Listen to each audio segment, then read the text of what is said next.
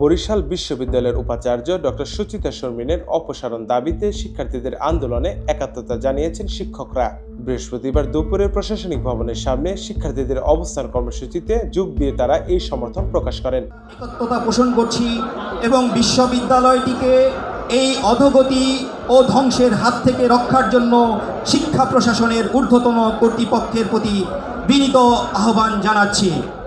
শিক্ষকরা অভিযোগ করেন, ভিসির নেতৃত্বে বিশ্ববিদ্যালয় ধ্বংসের মুখে।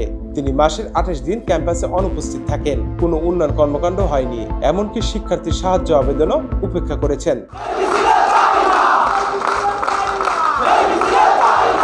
শিক্ষক ডক্টর মহসিন উদ্দিন, ডক্টর হাফিজ আশরাফুল হক ও উন্মেষ রায় বলেন, ভিসি শিক্ষার্থীদের বিরুদ্ধে মামলা করার মতো নিন্দনীয় কাজ করেছেন। তার অপসারণ না হলে বিশ্ববিদ্যালয়ের অস্তিত্ব হুমকিতে পড়বে।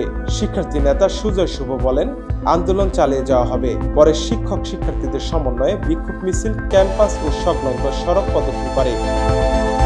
নাফিল লিকসান, দৃষ্টি 24।